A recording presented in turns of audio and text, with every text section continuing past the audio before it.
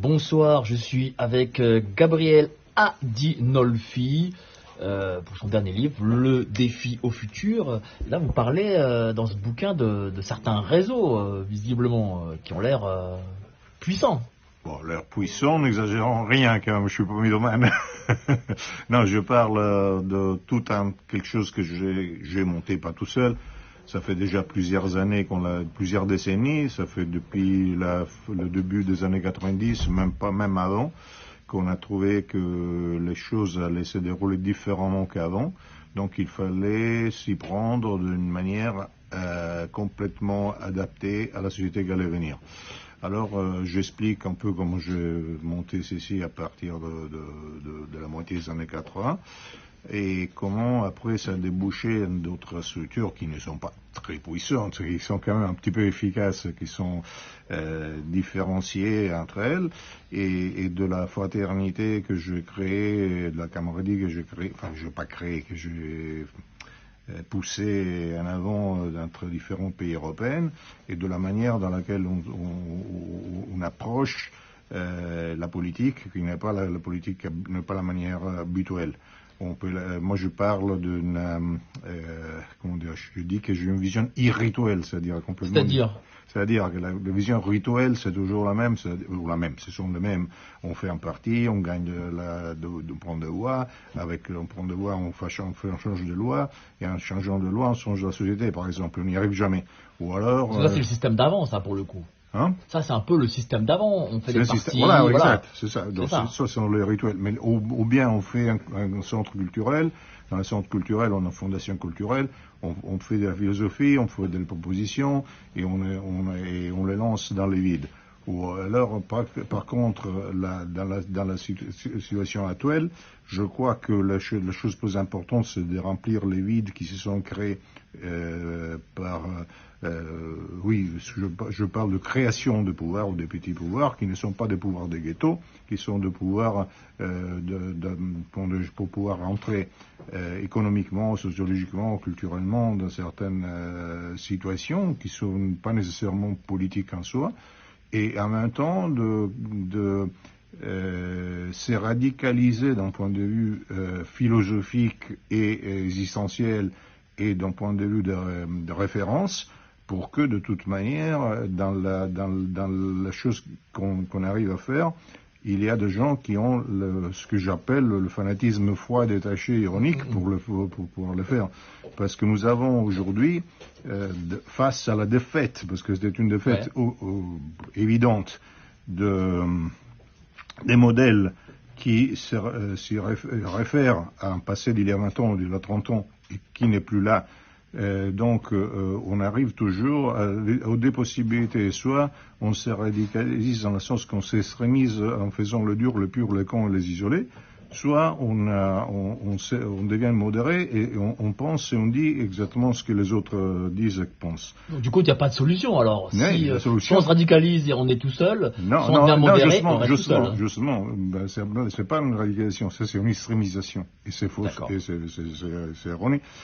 Si, par contre, on est bien radicaux et bien clair dans ce qu'on fait, donc on connaît les principes, on connaît les critères, on sait ce qui n'est pas à mettre en position, même pas d'un point de vue verbal ou que ce soit, et on peut vraiment apprendre les choses et on peut aller de façon de succès ailleurs.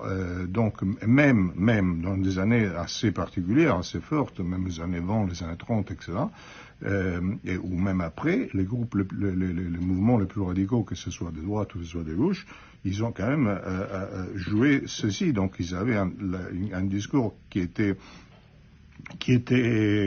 ouvert, qui passait, qui était pas un discours de sectaire.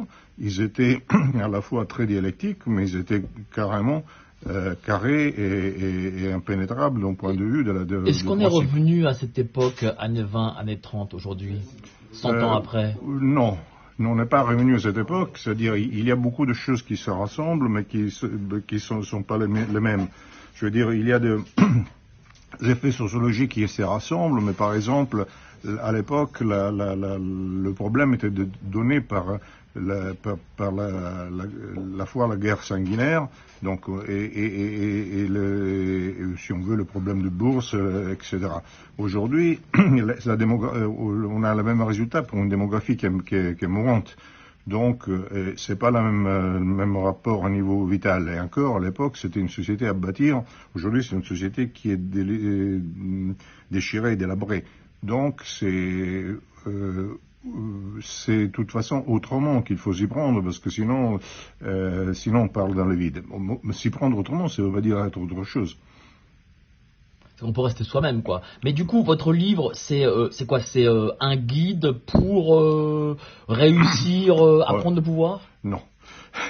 Comme je l'ai dit auparavant, le pouvoir n'existe pas. Il n'y a pas un pouvoir, il y a plusieurs pouvoirs, contrairement à ce qu'on croit. Et il est à plusieurs niveaux de pouvoir. Et que la chose plus importante, ce n'est pas la prise d'un pouvoir qu'on ne sait pas même pas où il est, mais c'est la prise dans la conscience et la création de pouvoir, parce qu'il y a de grands espaces pour créer des pouvoirs. Mais la question principale, c'est qu'il faut arrêter d'être dans sa tête, d'être antagoniste. Parce que un révolutionnaire est quelqu'un qui révolutionne les choses, donc qui est radical, mais qui n'est pas antagoniste. Un antagoniste est déjà un imbécile, parce qu'il se pose contre un ennemi, il décide quel est le principal ennemi, et il est l'ombre de son ennemi, donc il est son ennemi.